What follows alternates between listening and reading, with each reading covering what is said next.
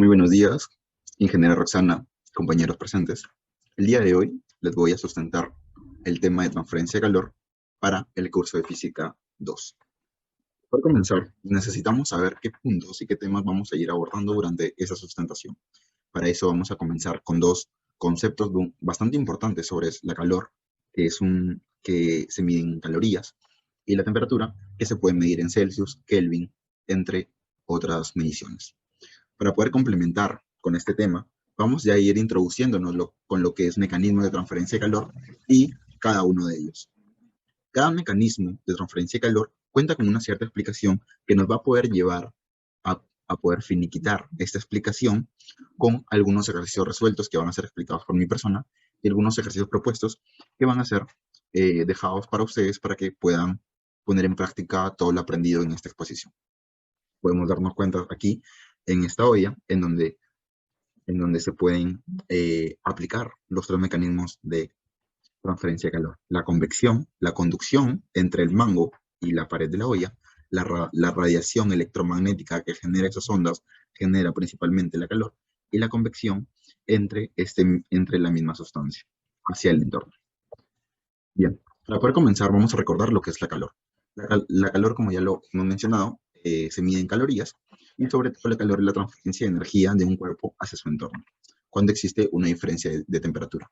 ¿Recuerdan de lo que mencionábamos en el índice, calor y temperatura? Estos dos conceptos van a ir de la mano en este tema de transferencia de calor. Esta unidad se define como la cantidad de energía necesaria para que un gramo de agua eleve su temperatura a 1 gramo. También vamos a recordar lo que es la temperatura. La temperatura es una magnitud física que se refiere a la sensación de frío o calor al tocar una sustancia. Cuando se agrega calor a una sustancia, sus átomos o moléculas se mueven más rápido y su temperatura se eleva o viceversa. En este tema nos vamos a dar cuenta que la transferencia de calor se va a dar en dos objetos o en dos cuerpos. Esos dos cuerpos no pueden estar en una misma temperatura. Es decir, vamos a tener a un objeto con una temperatura mayor y otro objeto con una temperatura menor. Y la transferencia de calor siempre se va a dar de mayor a menor, del cuerpo que tiene mayor temperatura al cuerpo que tiene menor temperatura. Son dos cuerpos de una distinta temperatura y se ponen en contacto entre sí y se produce una transferencia de calor. La transferencia de calor se produce del cuerpo mayor a la temperatura menor. Y aquí vamos a poder analizar un ejemplo.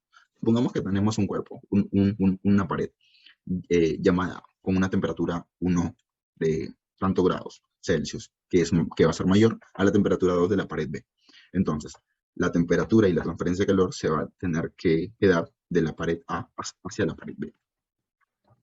La transferencia de calor son procesos físicos de propagación del calor en distintos medios: la conducción, convección y la radiación.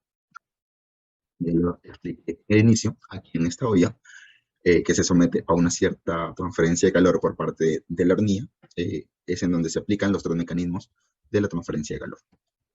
Los mecanismos de transferencia de calor son tres: es la conducción, convección y la radiación. Conducción es un proceso de transmisión de calor basado en el contacto directo entre los cuerpos, sin intercambio de materia. La convección se produce únicamente por medio de materiales, la evaporación del agua o fluidos.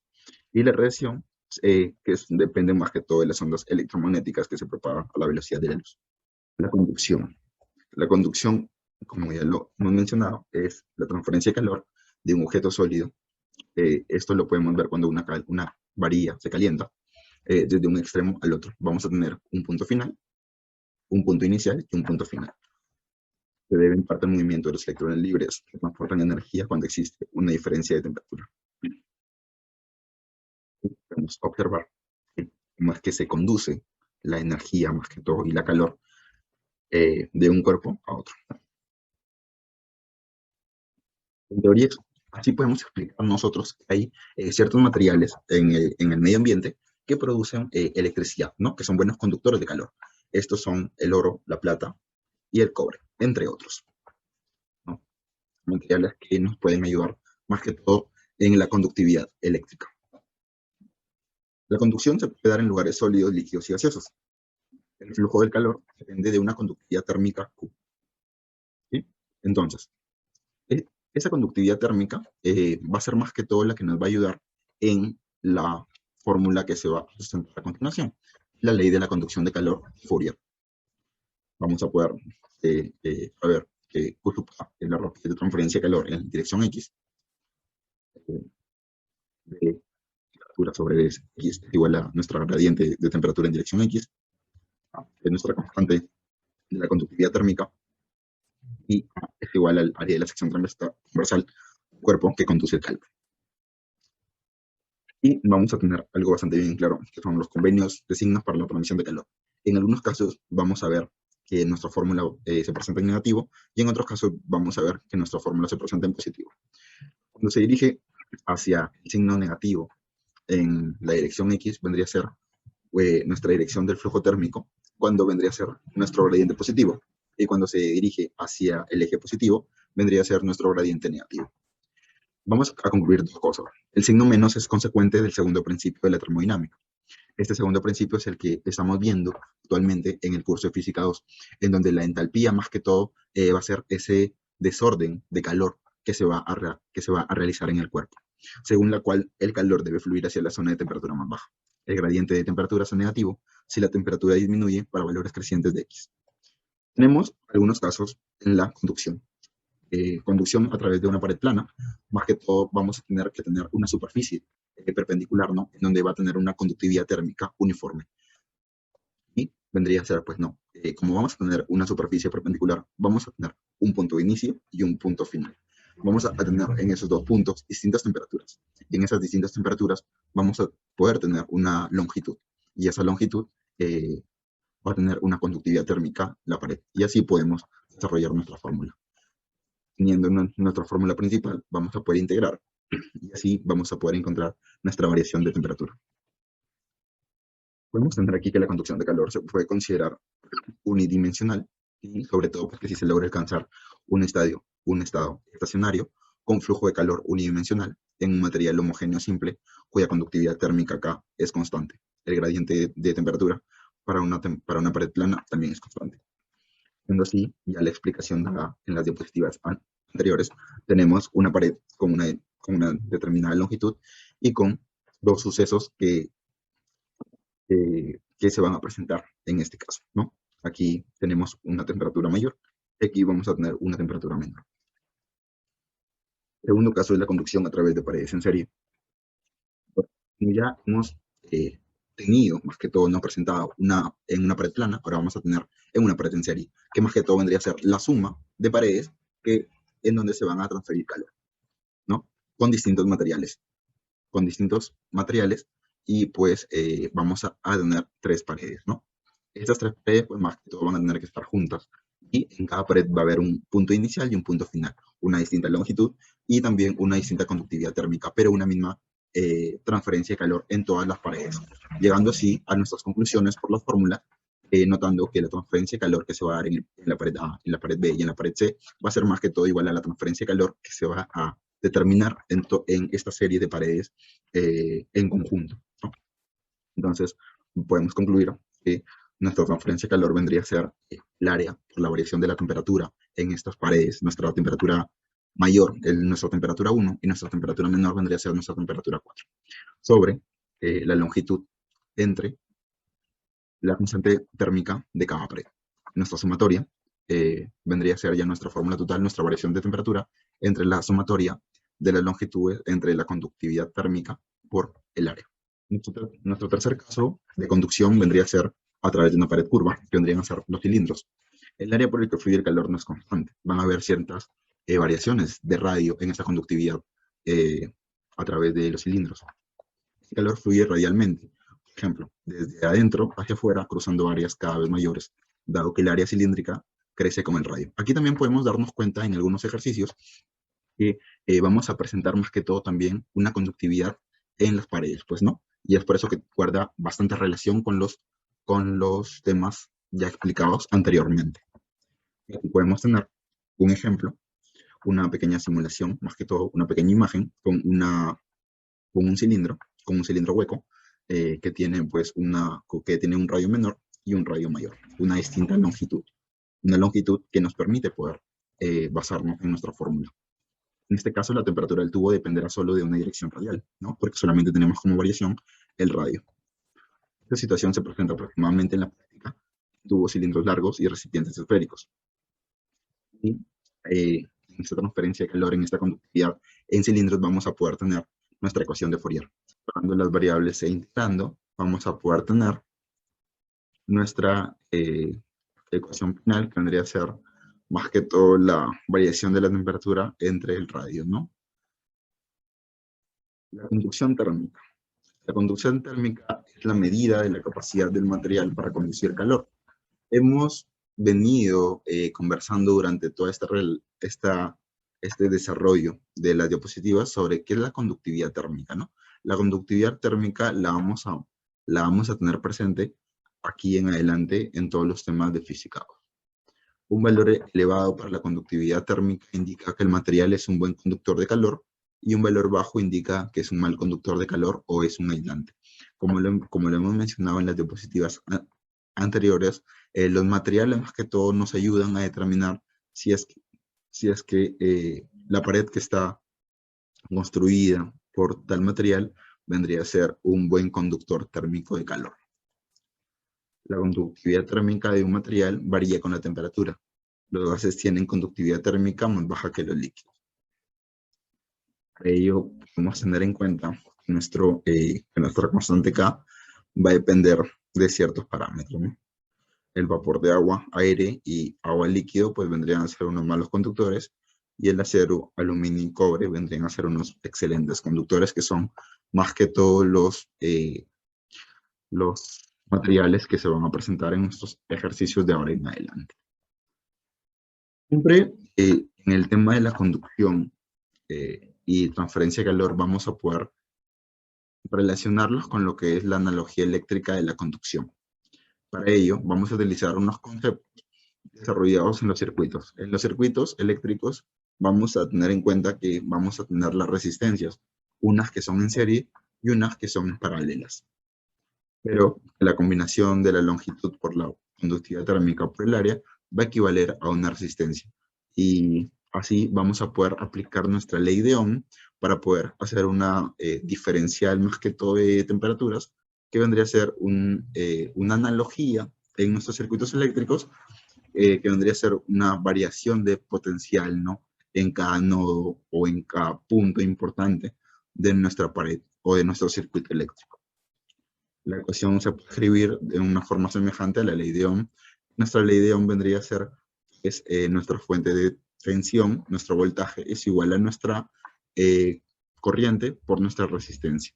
En este caso, pues, ya tenemos aquí nuestra fórmula en el tema de la analogía eléctrica de la conducción, en donde la variación de temperatura vendría a ser un potencial térmico, en donde lo podemos relacionar con nuestra variación de las fuentes en un segmento dado, en un circuito, y nuestra resistencia térmica, que vendría a ser igual a la longitud por la conductividad térmica por el área.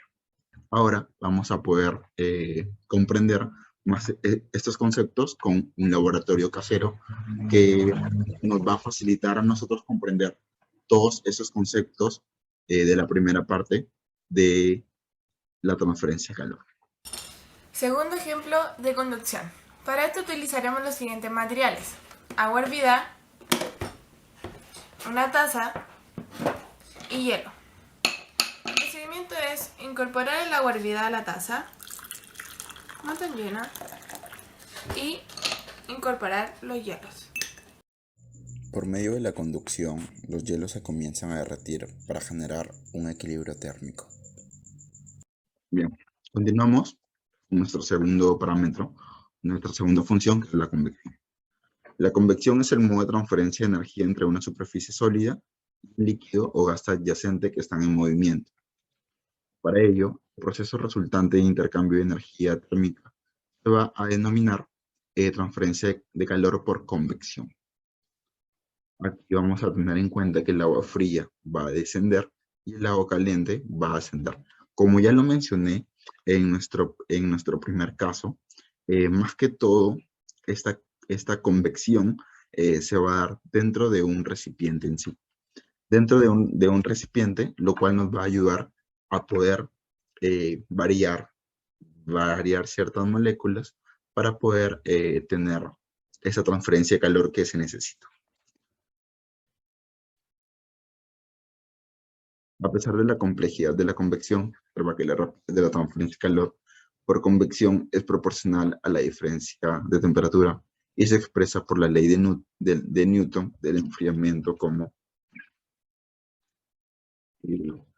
la transferencia de calor es igual al coeficiente de convección, el área superficial en donde se da la transferencia de calor por convección, y vendría a ser pues la multiplicación de la temperatura de la superficie menos la temperatura del fluido suficientemente alejado a la superficie, ¿no?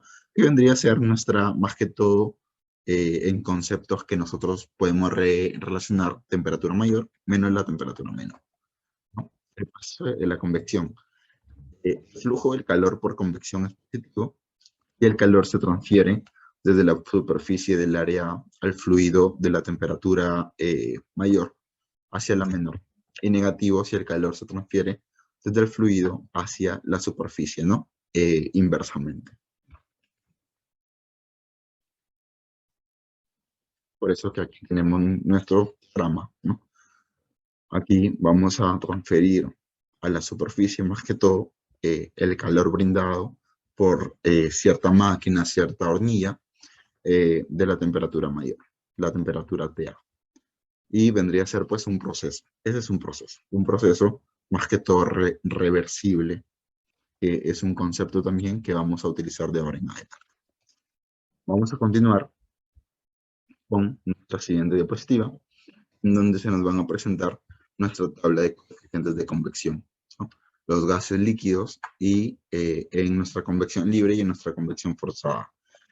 Eso vamos a complementar ya más que todo los tipos de procesos de convección. Estos tipos son dos únicamente, la convección libre o natural y la convección forzada, en donde van a haber ciertas diferencias. La convección libre es si el movimiento del fluido es causado por las fuerzas de empuje que son inducidas por la diferencia de densidades debido a la variación de temperatura en ese fluido.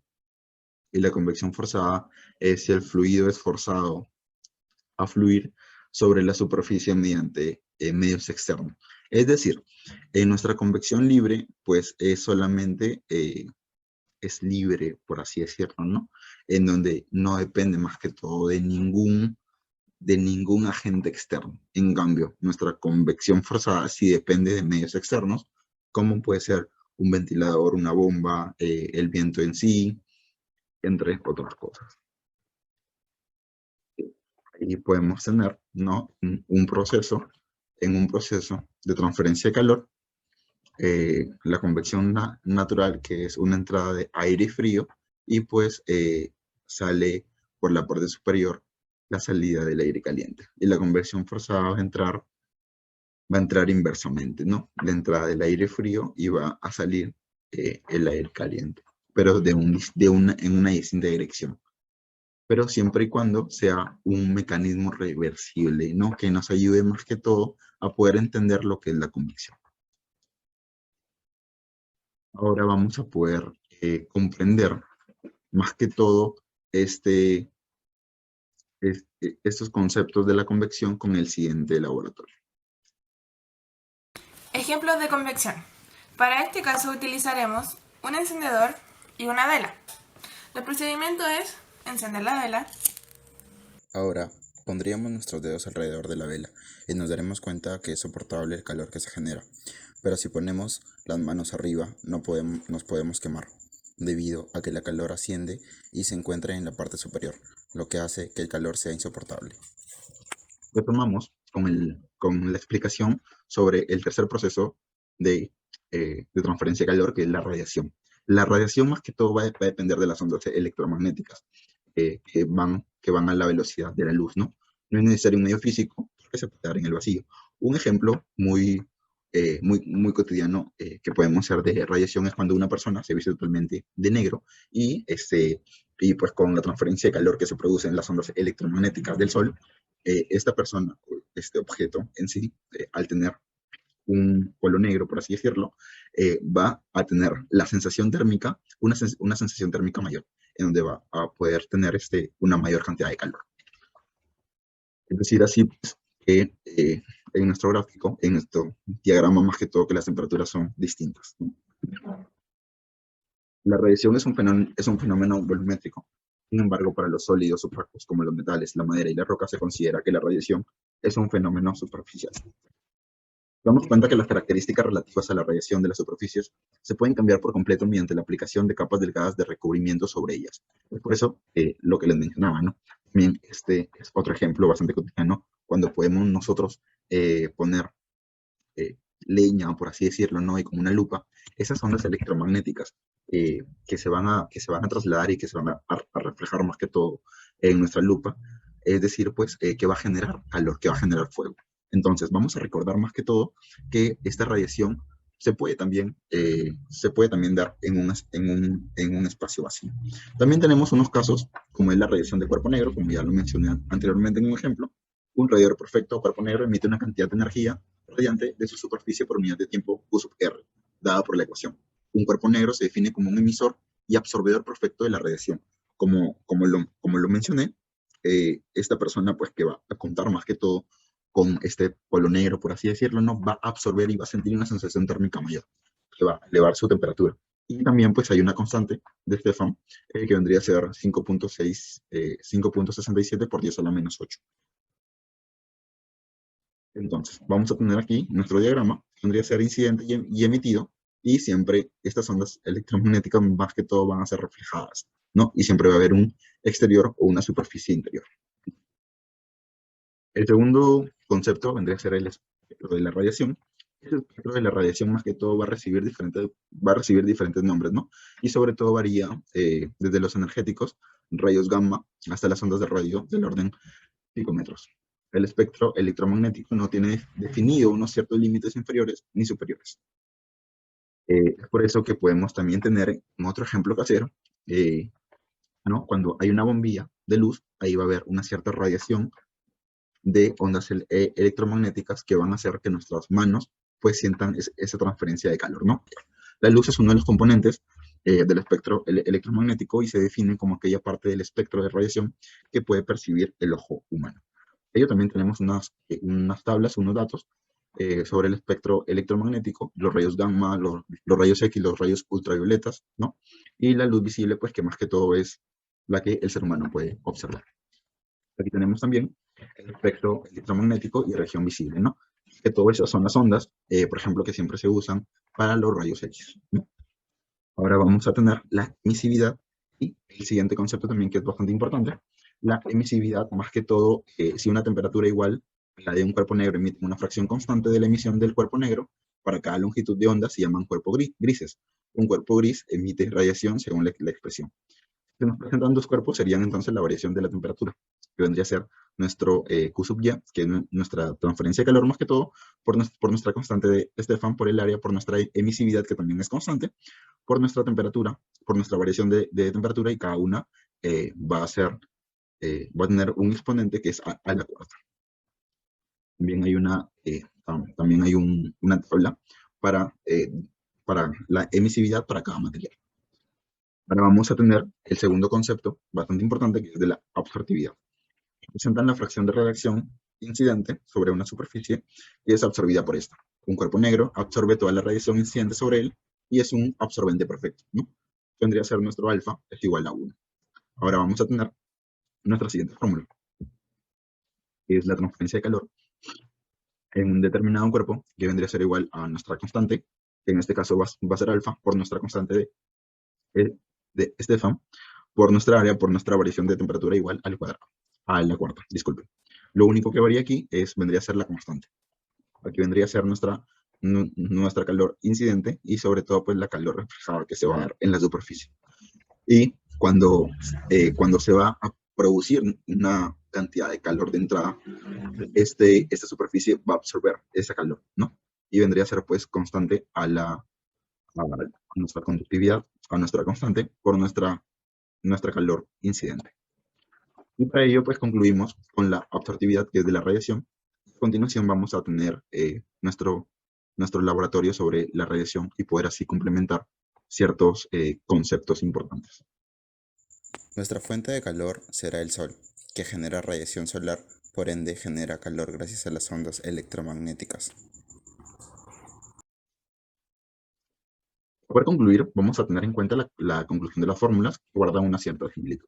La conducción, que es, la conducción, que es entre dos paredes más que todo, ¿no? Entre paredes, en donde una pared le va a transmitir a la otra pared, que son los cuerpos más que todo, ciertas temperaturas. La convección, la radiación. Vamos a recordar también que la radiación se da por ondas electromagnéticas y la convección tenemos que dar en cuenta si es una libre o si es una forzada. Recordamos que una libre más que todo es cuando hay ausencia de ciertos agentes externos y una forzada es cuando sí hay y si están presentes estos agentes externos. Encontrar dos tipos de intercambiadores de calor. Uno que es paralelo, que es en el que existen dos fluidos, uno frío y uno caliente, que van a ingresar por el intercambiador, uno por el extremo y otro que se va a mover en una misma dirección.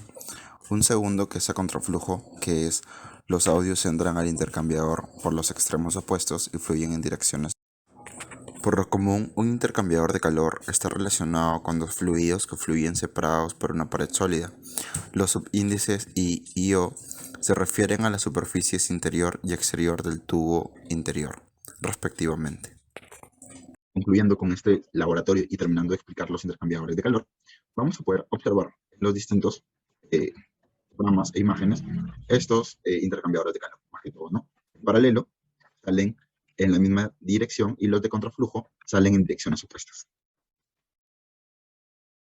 Es por eso que aquí vamos a poder tener en cuenta una sección transversal en donde hay una cierta transferencia de calor de dos radios, ¿no? De dos radios que vendrían a ser las paredes más que todo de esta máquina que nos ayuda como un intercambiador de calor. Y esta fórmula que vendría a ser, siempre vamos a depender de la conductividad térmica del material y sobre todo de la longitud del tubo. Vamos a poder concluir ya con esta explicación con un ejercicio que espero sea de su agrado. Al tener este problema, el cual es una varilla larga cilíndrica de 2 centímetros de diámetro y 1 metro de largo, calentada mediante electricidad, se instala en un horno vacío. La superficie de la varilla tiene una eximidad de 0,9 y se mantiene a 1000 Kelvin, mientras que las paredes internas del horno son negras y están a 800 Kelvin. Calcular el flujo calorífico neto de la varilla emitido por radiación y el coeficiente de transferencia de calor por radiación. Por ello, vamos a poder tener nuestra primera ecuación por la ley de Stefan.